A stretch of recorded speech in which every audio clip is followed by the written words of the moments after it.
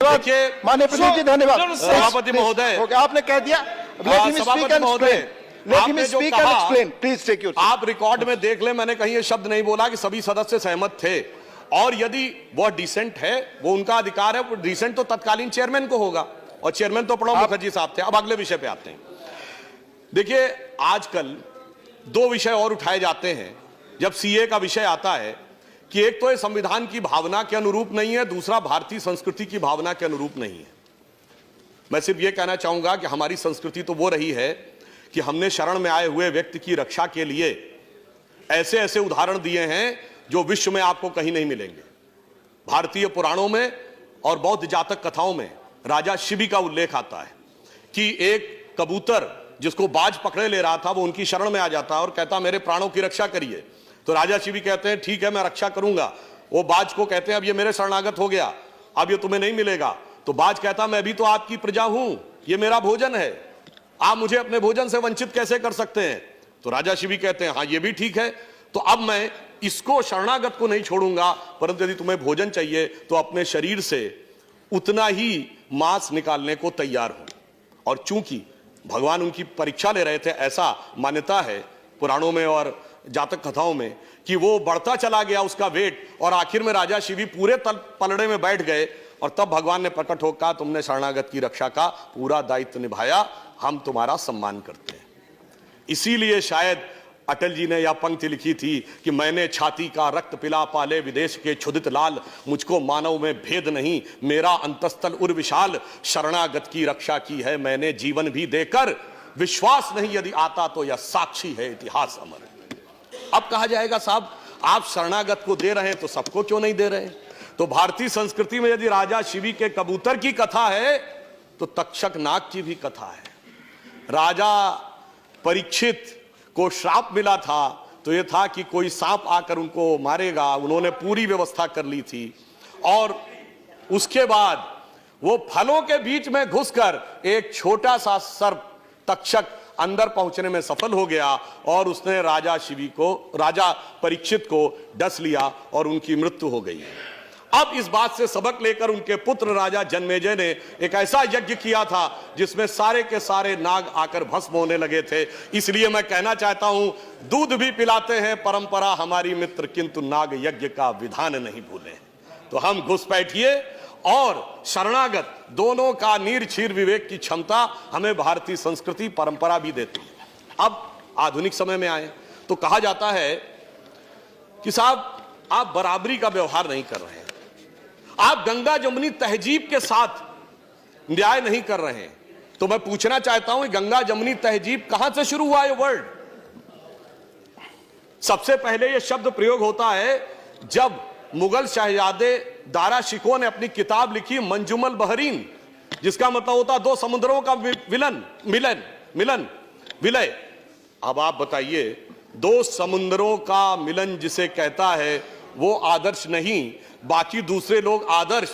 अरे इस देश की गंगा जमुनी तहजीब तो ये थी, इस देश की गंगा जमुनी तहजीब तो ये थी कि बुल्ले शाह ने ये बोला था, जो आज किसी को सुनने में बड़ा अजीब लगेगा, कि आज होली खेलूंगी मैं कहे बिस्मिल्लाह। ये बुल्ले शाह ने बोला आज होली खेलूंगी मैं कहे बिस्मिल्लाह। और उन्होंने कहा, आगे की लाइन अरबिक वर्ड है, अलस्तु बि रबिकम प्रीतम बोले, सब सखियों ने घूंघट खोले, नाम नबी की रतन चढ़ी और बूंद पड़ी अल्लाह अल्लाह, आज खेलूंगी मैं होली कह बिस्मिल्लाह। मगर इसको आपने माना क्या। अब मैं उदाहरण देता हूं, चित्रकूट के घाट की घटना थी कि अब्दुल रहीम खान खाना और तुलसीदास जी दोनों अच्छे मित्र थे, दोनों साथ में थे। तो अब्दुल रहीम खान खाना वो मिट्टी उठाकर अपने सर पे लगा रहे थे, तो तुलसी ने उनसे छंद में पूछा कि आप ये मिट्टी क्यों सर पे लगा रहे हैं। वो गंगा जमुनी तहजीब को अगर आप कहना चाहते हैं तो उन्होंने ये कहा कि धूरी धरत निज शीस पर, अरे धूल क्यों सर पे लगा रहे हैं, कह रहीम के ही काज, क्यों कर रहे हैं ये। तो रहीम ने क्या जवाब दिया, जेही रज मुनि पत्नी तरी सोई ढूंढत महाराज। वह रज जो भगवान राम के चरणों की वह रज ढूंढ रहा हूं जिससे मुनि की पत्नी तर गई थी, मेरा भी उद्धार हो जाए। मगर कोई समस्या नहीं थी। आज बुल्ले शाह होते, फतवा जारी हो जाता, मेरा पक्का मानना है, और बहुत सारे लोग उनके समर्थन में खड़े हो जाते। ये देश की धर्मनिरपेक्षता के ऊपर हमला है। इसलिए मैं कहना चाहता हूं, और ये जो गंगा जमुनी तहजीब थी, इसमें कोई समस्या आजादी के बाद तक भी नहीं थी। ये सारी समस्या 1976 के बाद आई, जब सेकुलर शब्द का प्रयोग अपने राजनीतिक हित में करने की शुरुआत हुई। अगर मैं आपसे कहना चाहूं, आप सब ने वो सुना होगा, मन तरपत हरि दर्शन को आज, ये किसने गाया? मोहम्मद रफी ने। लिखा किसने? शकील बदायूनी ने। संगीत किसने दिया? नौशाद ने। तो गंगा जमुनी तहजीब ये थी।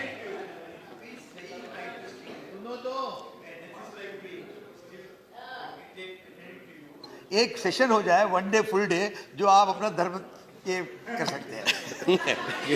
नहीं, मैं सिर्फ यह बताना चाह रहा हूं कि गंगा जमुनी तहजीब ये थी, संयोग तो ये था, मगर इनकी नजर किधर जाती है? जितने मैंने नाम गिनाए, इनके लोगों की कभी जयंती मनाते हुए वो लोग नजर आए जो आज प्रदर्शन करते नजर आ रहे हैं? वो लोग आज नजर नहीं आते। वो तो आज कहते हैं हमने 800 साल इस देश पे हुकूमत की। अभी कुछ दिन पहले बयान दिया, और फिर कहते हैं कि साहब हम तो मजलूम हैं, हमें अधिकार मिलना चाहिए। ऐसी विचित्र स्थिति आज के देश में आकर खड़ी करने का प्रयास किया जा रहा है जो सत्य से बिल्कुल परे। आपने कभी नहीं सुना होगा पूरी दुनिया में कि कोई यह भी कहे कि हमने इस देश पे शताब्दियों तक हुकूमत की है और फिर यह कहे हमें स्पेशल स्टेटस मिलना चाहिए। मैं पूरी ईमानदारी से एक बात कहना चाहता हूं, जब यह देश आजाद हुआ 1947 में, तो 567 रियासतें थी। यह बताइए, आज हम माइनॉरिटी की बात करते हैं, देश की सबसे अधिक पढ़ी लिखी कम्युनिटी कौन है? पारसी, 0.1% की माइनॉरिटी है। सबसे प्रॉस्परस कम्युनिटी कौन है? जैन, 1% की माइनॉरिटी है।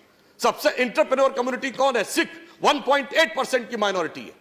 अगर इन सबको प्रॉस्पेरिटी, एजुकेशन, आगे बढ़ने के सारे अवसर मिल रहे हैं, तो माइनॉरिटी में जो प्रचंड मेजॉरिटी है उसके साथ कैसे समस्याएं, विचार करने का विषय है। और जब देश आजाद हुआ, बताइए, कोई बौद्ध रियासत थी? नहीं। कोई क्रिश्चियन रियासत थी? नहीं। कोई पारसी रियासत थी? नहीं। एक महाराजा पटियाला को छोड़ दे तो सिख रियासतें भी नहीं थी, मगर लाइन लगा के मुस्लिम रियासतें थी। नवाब पटौदी, नवाब रामपुर, नवाब भोपाल, नवाब लखनऊ, हैदराबाद निजाम, जूनागढ़ के नवाब। फिर ऐसे हालात क्यों हो गए कि आज बाकी सब पढ़ाई लिखाई में आगे और बाकी सारी चीजों में आगे, और एक ही वर्ग पीछे होता चला गया? मुझे लगता है इसमें दोष इसका भी है कि जो सियासत की गई ना, अदावत की और मोहब्बत की। किसी ने दिखाने की कोशिश की कि हमें तुमसे बड़ी मोहब्बत है, तो किसी ने दिखाने की कोशिश की कि फला को तुमसे बड़ी अदावत है, और उस सियासत ने कहां यह पहुंचाया सभापति जी, किसी को किसी की मोहब्बत ने मारा, किसी को किसी की अदावत ने मारा, पर इस शराफत अली को सेकुलर सियासत ने मारा। इसलिए मैं ये कहना चाहता हूं, आज के इस यथार्थ को देखिए, पूरे देश में जो सामने दिखाई पड़ रहा है। ज्यादा खतरनाक बात जानते हैं क्या हो रही है? मैं सदन का ध्यान आकर्षित करना चाहूंगा कि ज्यादा खतरनाक बात यह हो रही है कि अब यह बहुत उग्र स्वरूप में आगे बढ़ने का एक प्रयोग किया जा रहा है। और उसका उदाहरण मैं यह कहना चाहूंगा, जब सीए का विरोध हुआ तो विषय क्या था कि असम की संस्कृति की रक्षा करनी है या असम के लोगों के हितों की रक्षा करनी है। मगर सबसे पहले आंदोलन कहां शुरू हुआ? जामिया में, उसके बाद अलीगढ़ में, उसके बाद नदवा में, उसके बाद हमारे एक दूसरे सदन के सांसद हैं जो हैदराबाद के, वो सबसे बड़े झंडा बरदार, अलंबरदार बन गए। और सबसे पहले रेजोल्यूशन कहां पास हुआ? केरल की असेंबली में। अब बहुत ही सहजता से समझा जा सकता है, इसमें कोई रॉकेट साइंस नहीं है कि ये। और सुनिए, फिर उसके उपरांत क्या हुआ सभापति महोदय? ये सारे विषय गौण हो गए। पता नहीं कौन कौन से विषय आने लगे उसके अंदर। कश्मीर से लेके धारा 370 से लेके देश को अलग करने से लेके आसाम को परमानेंट अलग करने तक। तो ये देखकर यह मन में संदेह उत्पन्न होता है कि यह सारा का सारा जो घटनाक्रम है, हम सभी लोग बहुत जिम्मेदार लोग हैं, हमें यह समझना चाहिए कि ये सारी की सारी चीजें जो हो रही हैं, क्या हमारी गंगा जमुनी तहजीब के हिसाब से हैं, क्या हमारे संविधान के हिसाब से हैं, या जो संविधान में कमेटियों में लिखा उसके हिसाब से हैं, या फिर ये कोई एक खतरनाक प्रयोग है, हम जाने में अनजाने में उसके शिकार होते चले जा रहे हैं। और देश और समाज को भी उसकी गिरफ्त में लाते चले जा रहे हैं। और जब कोई इस प्रकार का कार्य होता है तो मैं सिर्फ एक उदाहरण और फैक्ट कोट करना चाहूंगा। एक बहुत बड़े पत्रकार हैं मार्क टेली, जो 26 वर्ष भारत में रहे, बीबीसी के उन्होंने संवाददाता रहे। उन्होंने, पुरानी बात नहीं है सभापति महोदय, 22 सितंबर 2019 को आर्टिकल लिखा है। उस आर्टिकल में क्या लिखा है कि Muslims in India are the luckiest. Bharat में रहने वाले मुस्लिम समाज के लोग सर्वाधिक भाग्यशाली। उन्होंने उसका एक उदाहरण दिया कि मैं 26 साल दिल्ली के निजामुद्दीन इलाके में रहा, मेरे यहां से थोड़ी दूरी पर हजरत निजामुद्दीन औलिया की दरगाह थी और थोड़ी दूरी पर तबलीगी जमात का ऑफिस था। उन्होंने कहा दुनिया का कोई दूसरा देश होता तो 26-27 साल में कोई एक दूसरे को समाप्त जरूर कर देता, परंतु भारत के मुस्लिम इसलिए भाग्यशाली हैं कि वो अपने मजहब के अंदर भी जिस तरीके से चाहें उस तरीके से इबादत कर सकते हैं। ये कहने वाला कोई संघी भाजपाई नहीं है, ये कहने वाला एक वह पत्रकार है जिसने पूरी जिंदगी भारत में गुजारी है और 2019 में उसने कहा है। इसलिए मैं ये कहना चाहता हूं कि जो कुछ भी हो रहा है इस पे किसी भी प्रकार का खतरनाक खेल सभी के लिए नुकसानदेह हो सकता है। यह नहीं सोचना चाहिए कि सिर्फ हमारा हित साधन होगा और दूसरे को क्षति होगी। अगर, और वो भी विशेषकर जब बगैर किसी आधार के यह बात हो रही हो। मैं फिर एक पंक्ति कोट करना चाहूंगा, बड़े प्रसिद्ध शायर हैं राहत इंदौरी उनकी, और बड़ी फेमस कविता, आप लोगों को बहुत ध्यान होगी, कि अगर है खिलाफ तो खिलाफ होने दो, ये सब धुआं है कोई आसमान थोड़ी है, आगे है लगेगी आग तो आएंगे घर कई जद में, लगेगी आग तो आएंगे घर कई जद में, यहां पे सिर्फ हमारा मकान थोड़ी है। यह विचार बिल्कुल ध्यान रखिए कि हम सिर्फ अपना हित साधन करते हुए आगे निकल जाएंगे, ऐसा नहीं। और अंत में मैं ये कहना चाहूंगा, राष्ट्रपति जी के अभिभाषण के पहले, ये अगर आपको समझ में आ जाता तो दुनिया कुछ और होती साहब। अब मैं एक और बात कहना चाहता हूं। नहीं, सुनिए, वो अगर आप कहना चाहते हैं ना, आप तो चेयर को एड्रेस करें। मैं चेयर को एड्रेस करें। एक अंत में सिर्फ यह कहना चाहूंगा कि राष्ट्रपति महोदय के अभिभाषण के प्रथम बिंदु पे यदि हम जाएं, जो वहां से समाप्त करना चाहूंगा, प्रथम बिंदु पे जाएं तो उन्होंने क्या कहा, 21वीं सदी के तीसरे दशक की शुरुआत हो रही है। अब मैं कहना चाहूंगा जब 21वीं सदी और तीसरा दशक आए तो हमें थोड़ा सा, हम अगर गौर करें तो जब 20वीं सदी का पहला सूरज उगा था सन 1901, उस समय इस देश में किसकी सरकार थी? अंग्रेजों की। 20वीं दशक के मध्य में यानी 1951 में जब इस देश में पहला सूरज उगा तो इस देश में किसकी सरकार थी? कांग्रेस की। और 2001 में जब 21वीं सदी के पहले सूरज की पहली किरण इस धरती पे पड़ी तो इस देश में किसकी सरकार थी? अटल बिहारी वाजपेयी जी के नेतृत्व में भाजपा की। और दूसरे दशक में मोदी जी के नेतृत्व में स्पष्ट बहुमत की। तीसरा दशक शुरू हुआ तो दोबारा और अधिक बहुमत की। इसका मतलब नियति का संकेत है कि 20वीं सदी अंग्रेज की थी, 19वीं सदी अंग्रेज की थी, 20वीं सदी कांग्रेस की थी और 21वीं सदी भारतीय जनता पार्टी की है।